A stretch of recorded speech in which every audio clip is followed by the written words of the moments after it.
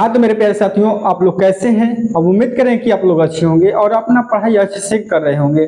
तो आज हम आप लोग के लिए लेकर आए हैं क्लास 10 एक्सरसाइज 2.2 का क्वेश्चन नंबर पहला से स्टार्ट करेंगे। अगर यह वीडियो आप लोग को अच्छा लगे तो एक लाइक कीजिएगा, अगर चैनल पर नए हैं तो चैनल को सब्सक्राइब कर दीजिएगा। ठीक है, तो आइए क्वेश्चन को पढ़ते हैं और सॉल्व करते हैं। कह रहे हैं कि द्विघात समीकरण, ये चैप्टर ही भी आई है। ठीक है, जो एक्सरसाइज है ये इसमें से एग्जाम में हर साल ही पूछता है। ठीक है, तो ये एक्सरसाइज को भी मार लेना। ठीक है, क्योंकि इसमें कोई भी मालूम नहीं होगा कि कौन सवाल पूछ सकता है इसमें से। ठीक है, तो जो पूछेगा आप लोग ध्यान से समझ के बनाइएगा।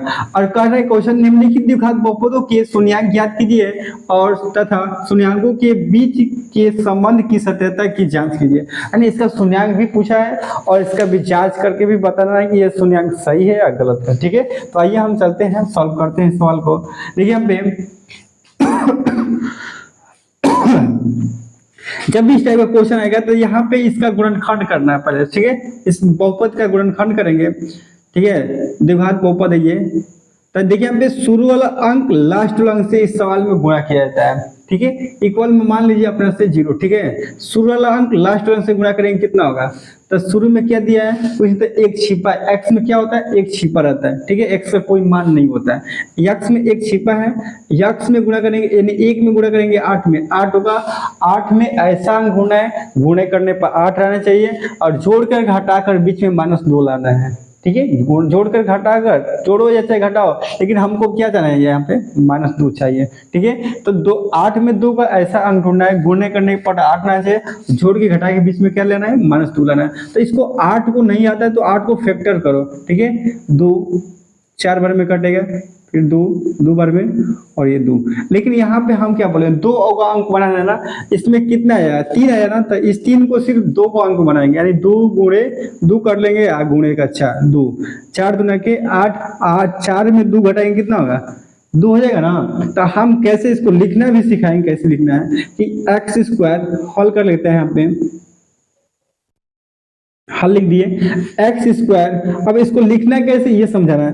देखिए यहाँ पे क्या लेना है हमको, माइनस में 2 ना, तो बड़ा अंक पे क्या करेंगे, माइनस लगाएंगे। तो यहाँ पे क्या लगेंगे 4x। ठीक है, और छोटे वाला पे प्लस लगाएंगे तभी तो घटेगा, 2x - 8 = 0। कोई टीचर ऐसे पढ़ाता है कि यहाँ पे कोष्ठ में करवा देंगे और यहाँ पे क्या करेंगे कि यहाँ पे प्लस लगवा देंगे और यह जो x हम शुरू से डायरेक्ट गुणा करिए, कोई x से लगा के गुणा कर देता है। ठीक है, तो हम क्या किए हैं, ऐसे करना है आप लोग को। तो 4 में गुणा करेंगे 2 में। ठीक है, 4 में 2 से गुणा होगा 8 आएगा और 4 में 2 घटेगा कितना होगा, -2। क्यों -2, बड़ा अंक पे माइनस लगाए इसलिए -2 आएगा। ठीक है, अगर यहाँ पे माइनस लगा दे तो गलत है, आंसर ही निकलता गलत। तो आइए हम अब कॉमन लेते हैं। इसमें x दिया, इसमें भी x दिया, इसमें 4 दिया है लेकिन इसमें 4 दिया है नहीं ना, तो इसमें 4 कॉमन नहीं निकलेगा, सिर्फ x कॉमन ले लेंगे, कितना होगा, x निकल जाएगा। तो बचे कितना, x, यहाँ पे -4 बचेगा। ठीक है, क्योंकि x निकल गया। अब यहाँ पे +2 ले लेंगे। ठीक है, यहाँ +2 लेंगे कॉमन, क्यों, क्योंकि यहाँ पे x लेंगे तो यहाँ पे x नहीं दिया है, इसलिए x को नहीं लेंगे कॉमन। 2 को ले लेंगे क्योंकि 2 पावर में 8 ही निकल जाता है, यहाँ पे x बचेगा और यहाँ पे कितना बचेगा, 4। देखिए आप गुणा करके दिखाएं, 2 में गुणा करेंगे x में 2x और 2 में गुणा करेंगे 4 में, 4 दूना के -8 हो जाएगा = 0। अब क्या कर लेंगे, 0 के साथ देखिए यहाँ पे दोनों ये सेम आना चाहिए। अगर ये सेम नहीं है तो समझिए कि आपका सवाल गलत चल रहा है। ठीक है, अगर दोनों ये सेम नहीं रहेगा तब, अगर सेम है तो समझिए कि आप भी सही सवाल बना रहे हैं। तो x + 2 यहाँ से उठा लेंगे इसको और ये दोनों में से किसी एक को लिख देंगे, x - 4 = 0। अब क्या करेंगे, ये 0 के साथ इसके साथ तुलना कर देंगे, लिख देंगे तुलना करने पर। बहुत ही अच्छा क्वेश्चन है ये, 9th क्लास में आप लोग पढ़े होंगे। तो देखिए यहाँ पे तुलना कर देंगे तो x + 9th क्लास में तो यहीं से आंसर हो जाता है, लेकिन 10th क्लास में बढ़ जाता है हल्का सा यहाँ से। तो x + 2 = 0 रख लेंगे और यहाँ पे x - 4 = 0। ठीक है, 9th क्लास में आप लोग यहीं से पढ़े होंगे कि यहीं से आंसर हो जाता था। ठीक है, लेकिन आप लोग जितने बड़े हो जाएंगे वैसे ही सवाल का नियम भी बढ़ता जाता है। ठीक है, अब देखिए यहाँ पे x बराबर प्लस में इधर माइनस में हुआ, ठीक है। और यहाँ पे x बराबर कर लेंगे, ये माइनस में बेचारा तो पहले से माइनस है तो ये प्लस में हो जाएगा, तो प्लस छिप जाएगा, यानी इसको x का मान कितना है -2, x मान 4 है। इसको क्या मान लेंगे अल्फा, अल्फा का मान कितना होगा -2, इसको मान लेंगे बीटा, बीटा का मान कितना होगा 4। ये सूत्र नहीं लिखवा है लेकिन इसमें जब जांच करेंगे ना तो इसमें सूत्र लिखवा देंगे, ठीक है। तो देखिए आप सबसे पहले इसमें a और b c का मान निकालना होता है, तो लिखेंगे जांच, जांच करने के तब लें, जांच लिखा है ना तो यहाँ पे जांच कर लेंगे, जांच, जांच करते हैं। तो जांच के लिए द्विघात समीकरण का सूत्र होता है ax² plus bx plus c, ठीक है।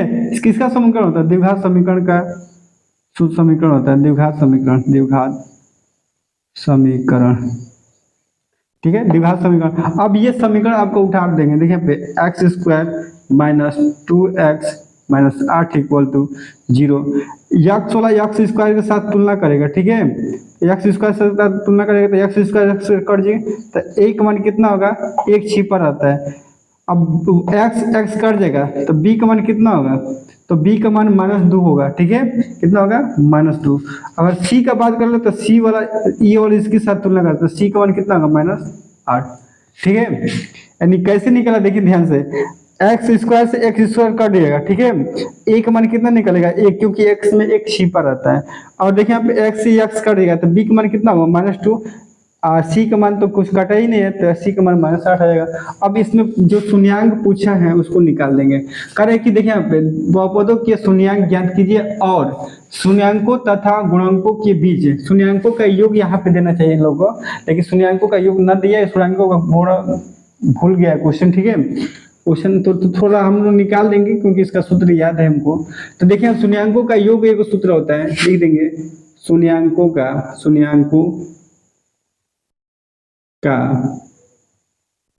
योग।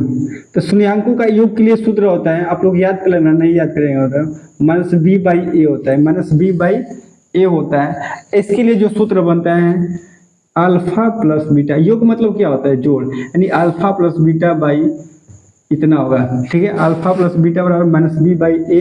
अब a और b का वैल्यू हमने निकाल दिया है, अल्फा का मान निकाले, यहाँ बीटा का मान निकाले, यहाँ पर रख लेंगे और b और a का वैल्यू यहाँ पुट कर लेंगे।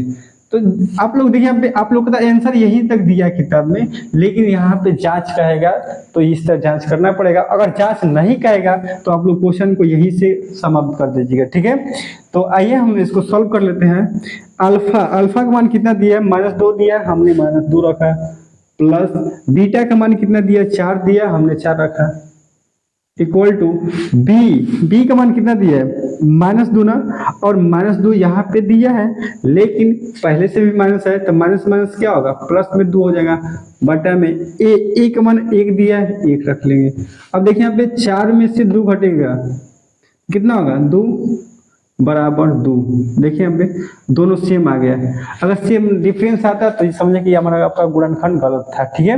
अब देखिए यहाँ पे दूसरा क्वेश्चन, इसका योग तो हो ही गया, अब शून्यांकों गुणन निकालते हैं, गुणन यानी गुणनफल निकालते हैं, ठीक है, शून्यांकों का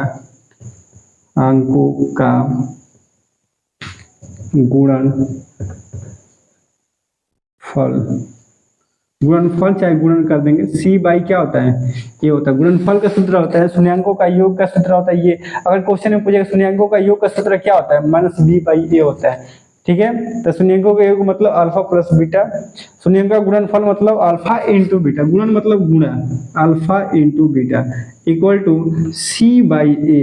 अब बताइए यहाँ पे अल्फा का मान कितना दिए -2 गुणे बीटा का मान 4 इक्वल टू सी का मान कितना दिया -8, यहाँ पर रख लेंगे -8 अपॉन a का मान 1 दिया है, 4 दुना के कितना होगा -8 बराबर 8 में भाग देंगे 1 में -8 होगा, तो यही आपका आंसर होगा। सत्यता की यही जांच हुआ, ठीक है। अगर सेम नहीं आता वैल्यू समझे कि आपका सवाल गलत था, ठीक है। तो चलिए चलते हैं दूसरा क्वेश्चन को सॉल्व करते हैं। इस क्वेश्चन को आप लोग स्क्रीनशॉट ले लीजिएगा, ठीक है।